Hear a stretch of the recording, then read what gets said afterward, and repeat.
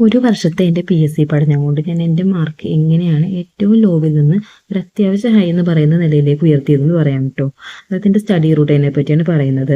അതായത് എനിക്ക് ആദ്യമൊക്കെ കിട്ടിയിരുന്ന മാർക്ക് എന്ന് പറഞ്ഞിട്ടുണ്ടെങ്കിൽ വളരെ കുറവായിരിക്കുള്ളൂ. ചിലപ്പോൾ നെഗറ്റീവ് മാർക്ക് വരെ പോയിട്ടുണ്ട്. അതായത് എനിക്ക് അറിയാവുന്ന ഏരിയ ആയിരിക്കും ചിലപ്പോൾ മാത്സ്, ഇംഗ്ലീഷ്, പിന്നെ ഈ കറണ്ട് അഫയേഴ്സ് അല്ലെങ്കിൽ സിനിമയെ പറ്റിയൊക്കെ ചോദിക്കുന്ന ഏരിയയൊക്കെ എനിക്ക് അത്യാവശ്യം അറിയാവുന്ന ഒരു ഏരിയ ആയിരിക്കും. ഞാനൊന്നും പഠിച്ചില്ലെങ്കിൽ തന്നെ എനിക്ക് അത്യാവശ്യം അറിയാവുന്ന ഒരു ഏരിയയാണ്. പക്ഷേ അത് ഞാൻ ചെയ്ത് വരുമ്പോൾ ഒരു 44 മാർക്കൊക്കെ കിട്ടിയിട്ടുണ്ടെങ്കിൽ നെഗറ്റീവ് മാർക്കും കൂടി വരാൻ വേണ്ടിയിട്ട് ഞാൻ എന്ത് ചെയ്യും, ഞാൻ കറക്കി കുത്തി ചെയ്യുമ്പോൾ എനിക്ക് അവസാനം വരുമ്പോൾ നെഗറ്റീവ് മാർക്കും കൂടി കയറി വന്നിട്ട് ചിലപ്പോൾ ഏറ്റവും കുറവിലേക്ക് പോകും, ചിലപ്പോൾ നെഗറ്റീവിലേക്ക് തന്നെ പോകും. അപ്പോൾ നെഗറ്റീവ് മാർക്ക് ആയിരിക്കുള്ളൂ എനിക്ക് എൻ്റെ ആൻസറിനേക്കാൾ കൂടുതൽ വരുന്നുണ്ടായത്. എപ്പോഴും ആ ഒരു രീതിയിലാണ് എൻ്റെ PSC ഞാൻ പഠിക്കുന്നേക്ക് മുമ്പ് ചെയ്തിരുന്നപ്പോൾ വന്നിരുന്നത്. അതൊരു 18 വയസ്സായപ്പോൾ എല്ലാവരും പറയുന്നത് കേട്ട് നമ്മൾ PSC അപ്ലൈ ഒക്കെ ചെയ്യും. അപ്ലൈ ചെയ്ത് PSC പക്ഷെ പഠിക്കാനൊന്നും പോണില്ല. കാരണം നമ്മൾ വേറെ നമ്മുടെ അക്കാദമിക് ലെവലായിട്ടുള്ള പഠനത്തിലേക്കാണ് പോയിരുന്നത്. അതായത് ഞാൻ ഒരു ഡിപ്ലോമ ആ ടൈമിൽ പഠിച്ചിരുന്നത്. ഡിപ്ലോമ കഴിഞ്ഞ് അതിനുശേഷം BTech പഠിക്കാൻ പോയി. ഈ ടൈമിലൊക്കെ ഞാൻ PSC എഴുതാൻ പോവാറുണ്ട്. പക്ഷെ അതെന്ന് വെച്ചിട്ടുണ്ടെങ്കിൽ ഒട്ടും അറിയില്ല PSC സിലബസ് എന്താണെന്നോ PSC എങ്ങനെയാണെന്നോ യാതൊന്നും അറിയില്ല. നമുക്കറിയാം, കുറച്ച് മാത്സ് അറിയാം, ഇംഗ്ലീഷ് അറിയാം, മലയാളം അറിയാം. എന്തൊക്കെ ഒന്ന് പോയി പയറ്റി നോക്കുക എന്നുള്ള ഇതിൽ നമ്മൾ പോയി ചെയ്തിട്ട് ഈ അറിയാത്ത GK കൂടി ചെയ്ത് വന്നിട്ട് നെഗറ്റീവ് മാർക്ക് അടിക്കും. ഇതായിരുന്നു പരിപാടി. അപ്പോൾ ഇങ്ങനെ ചെയ്യുമ്പോൾ എന്തായാലും എക്സാമിനൊക്കെ പോകാൻ ഭയങ്കര ഇൻട്രസ്റ്റ് ആയിരിക്കുള്ളൂ. 2-3 മണിക്കൂർ അകലേക്കുള്ള സ്ഥലത്തായിരിക്കും മിക്കപ്പോഴും എക്സാം കിട്ടുന്നത്. അപ്പോൾ അതുകൊണ്ട് തന്നെ അവിടെ പോകാനൊക്കെ ഭയങ്കര ഇഷ്ടമായിരിക്കുള്ളൂ. അങ്ങനെ പോകും. പക്ഷേ എന്ത് എക്സാമാണോ എഴുതണേന്നോ ഇതിൻ്റെ മാർക്ക് എപ്പോൾ വരുന്നോ അതിൻ്റെ റിസൾട്ട് എന്താണെന്നോ അതിനെപ്പറ്റി ഒന്നും ഞാൻ അന്വേഷിക്കാറില്ല കേട്ടോ. ഈ രീതിയിലായിരുന്നിട്ട് PSC പഠനം പോയിരുന്നത്. പിന്നെ തൊട്ട് നമുക്ക് PSC ഉള്ളൊരു വഴി, ഇനിയും ജോലി കിട്ടണമെങ്കിൽ PSC തന്നെ വേണം, വേറൊരു വഴി ഇല്ലയെന്ന് എനിക്ക് മനസ്സിലായി തുടങ്ങിയപ്പോൾ തൊട്ട് ഞാൻ PSCയിലേക്ക് മുഴുവനായിട്ട് ഫോക്കസ് ചെയ്ത് ഇറങ്ങിയത്. ആ ഫോക്കസ് ചെയ്ത് ഇറങ്ങിയപ്പോൾ തൊട്ട് ഒരു വർഷത്തെ PSC പഠനം കൊണ്ട് തന്നെ എൻ്റെ മാർക്ക് എനിക്ക് ഒരു പ്രിലിംസിനാണ് കേട്ടോ 85 മാർക്കിലേക്ക് വരെ എത്തിക്കാൻ പറ്റിയിട്ടുണ്ട്.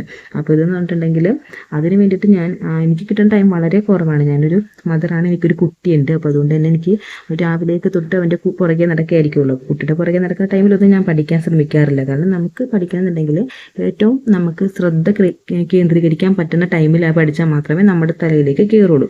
അങ്ങനെ ഒരു മെത്തേഡാണ് ഞാൻ ഉപയോഗിക്കുന്നത്. അതായത് നമ്മൾ വേറൊരു കാര്യം ചെയ്യുന്നതിൻ്റെ ഇടയിൽ കൂടി പഠിച്ചെന്ന് വെച്ചിട്ടുണ്ടെങ്കിൽ നമുക്കത് ഒട്ടും തന്നെ നമ്മുടെ ഫോക്കസ് ആയിരിക്കില്ല.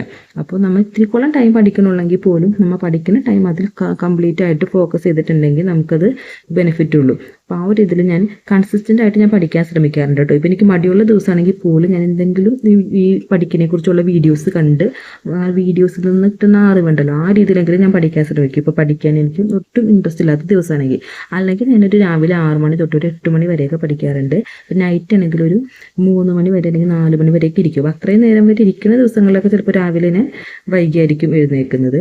അല്ലെങ്കിൽ ഞാൻ ഒരു 6 മണി തൊട്ട് 8 മണിക്ക് ആ രീതിയിൽ രാവിലെ എഴുന്നേൽക്കാറുണ്ട് കേട്ടോ. അപ്പോൾ ഞാൻ എന്തെങ്കിലും ഉറക്കത്തിന് ഞാൻ എന്തായാലും മാനേജ് ചെയ്ത് കൊണ്ടുപോകാറുണ്ട്. കാരണം എനിക്ക് ഉറക്കം ഞാൻ അധികം കളയാറില്ല. കാരണം ഒരു 4-5 മണിക്കൂർ ഞാൻ എന്തായാലും ഉറങ്ങിയിരിക്കും.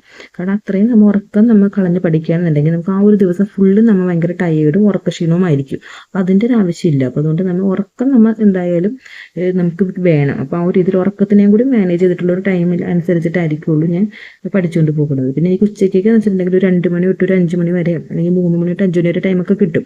അപ്പോൾ ആ ഒരു 2 മണിക്കൂർ 3 മണിക്കൂർ ചിലപ്പം ഉറക്കം പറഞ്ഞ ടൈമായിരിക്കും. ഉച്ച എന്ന് പറഞ്ഞിട്ടുണ്ടെങ്കിൽ മടിയുള്ളൊരു ടൈമാണല്ലോ. അപ്പോൾ ആ ടൈമിൽ ഞാനത് വീഡിയോ ക്ലാസ്സുകളൊക്കെ ആയിരിക്കും കാണുന്നത്. കൂടുതൽ ഇൻട്രസ്റ്റിംഗ് ആയിട്ടുള്ള വീഡിയോ ക്ലാസ്സുകൾ, പുതിയൊരു സബ്ജക്റ്റിനെ പറ്റിയിട്ടുള്ള വീഡിയോ ക്ലാസ്സുകൾ കാണുമ്പോൾ നമുക്ക് അറിയാത്ത കാര്യമാകുമ്പോൾ നമുക്ക് കൂടുതൽ ശ്രദ്ധിച്ചിരിക്കും. പിന്നെ മാത്സും ഇംഗ്ലീഷൊക്കെ പഠിക്കാൻ വേണ്ടിയിട്ട് PYQs നന്നായി ചെയ്തിരുന്നു. മലയാളമൊക്കെ PYQs ചെയ്താണ് പഠിച്ചത്.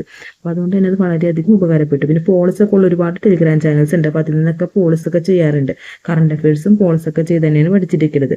പിന്നെ ഉറക്കം വരുന്ന ടൈമിൽ എപ്പോഴും ഞാൻ ഉറങ്ങാൻ ശ്രമിക്കാറുണ്ട്. ഉറക്കം വരുന്ന ടൈമിൽ ബുക്ക് വെച്ചിരുന്നിട്ടുണ്ടെങ്കിൽ നമുക്ക് ഒരിക്കലും പഠിക്കാൻ പറ്റില്ല. നമുക്ക് ഉറക്കം വരുന്ന ടൈം എന്തായാലും ഉറങ്ങിയിട്ട് ബുക്ക് എടുക്കുന്ന ടൈം നമ്മൾ അത്രയും ഷാർപ്പായിട്ടിരിക്കുന്ന ടൈമിലായിരിക്കും നമ്മൾ ബുക്ക് എടുത്ത് പഠിക്കേണ്ടത്. പിന്നെ മോക്ക് ടെസ്റ്റുകൾ ചെയ്ത് പഠിക്കാറുണ്ട്. തൊഴിൽ വീതിയിലത്തെ മോക്ക് ടെസ്റ്റുകളും ഒക്കെ പഠിക്കാറുണ്ട് കേട്ടോ. പിന്നെ PYQs ഒക്കെ ഞാൻ അത്യാവശ്യം നോക്കിയിരുന്നു. ആ മോഡലിലുള്ള PYQs ഒക്കെ ഞാൻ നോക്കിയിട്ടുണ്ടായിരുന്നു അത്യാവശ്യം. അത് ജസ്റ്റ് വായിച്ചൊക്കെ പോയിട്ടുള്ളൂ, ഒരു പ്രാവശ്യമൊക്കെ വായിച്ച് പോയിട്ടുള്ളൂ, എങ്കിലും നോക്കിയിരുന്നു.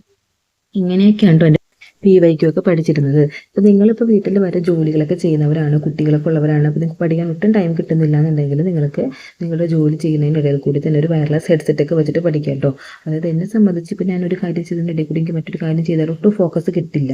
അപ്പോൾ ഞാൻ അങ്ങനെ ഒരു മെത്തേഡിലാണ് പഠിച്ചു വന്നിരിക്കുന്നത്. അതുകൊണ്ട് തന്നെ എനിക്കിപ്പോഴും പഠനത്തിൽ അത്രയും കോൺസെൻട്രേറ്റ് ചെയ്തിരിക്കണം.